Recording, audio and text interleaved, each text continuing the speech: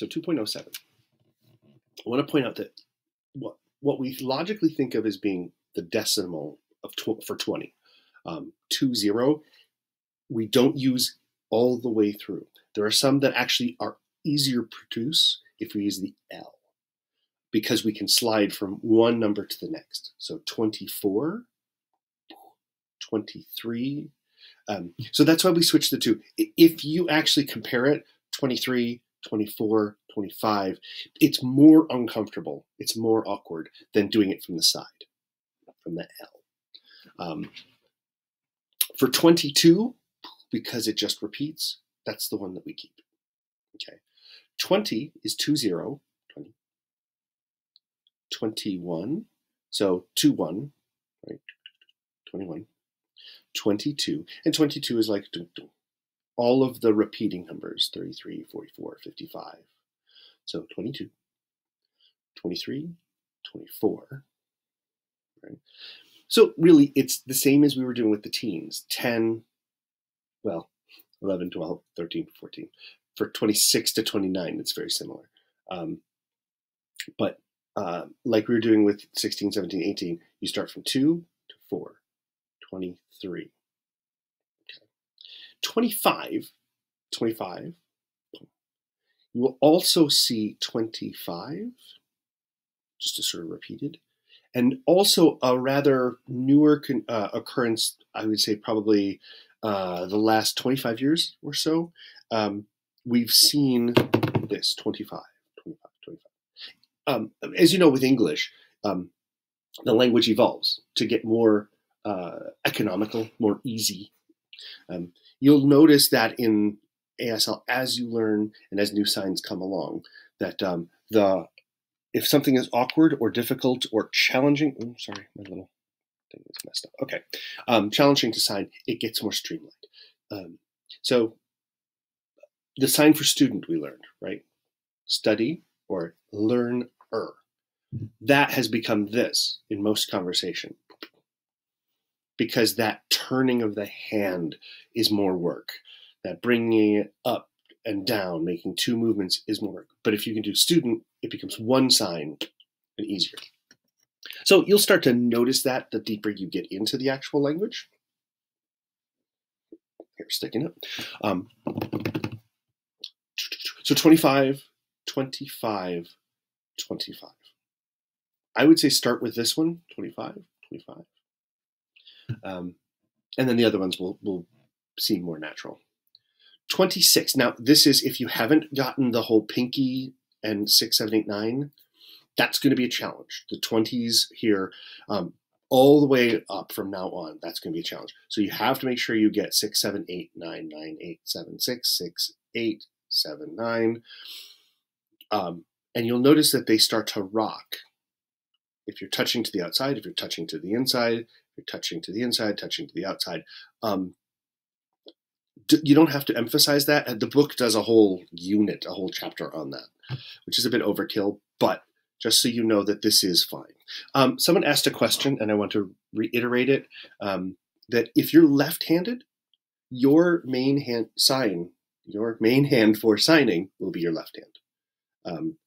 There are some people, one of my former students who now teaches, in high school, jammed her hand against the gym wall so hard that her right hand doesn't move as freely as her left hand. So she is right-handed for writing, but left-handed for signing because it's more free.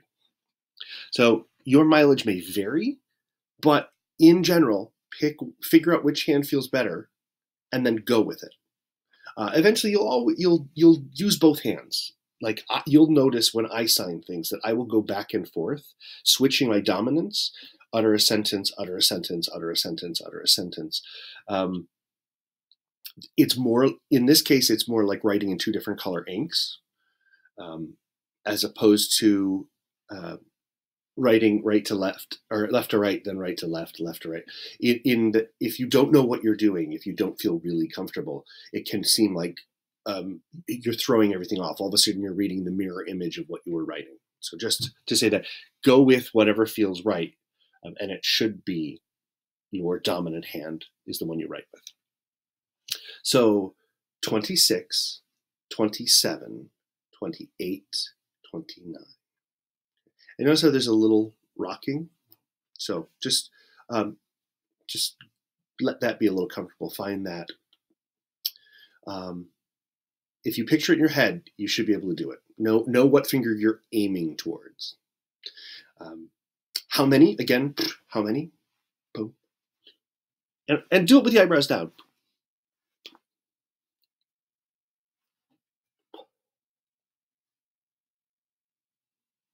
$21. It's also 21 gun salute, if that helps you remember that. Minus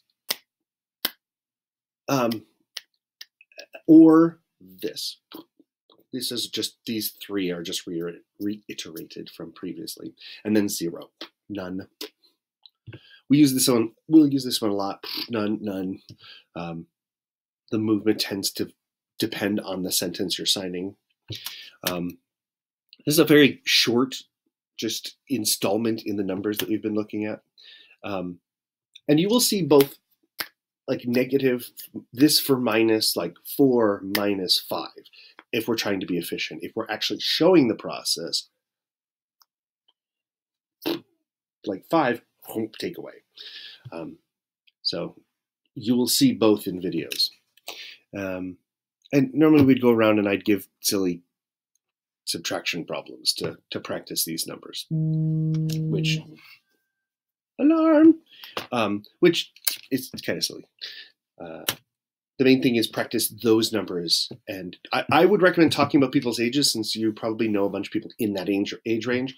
Talk about this person, their age, like they've got a beard, age, that's old, or years old kind of thing, age.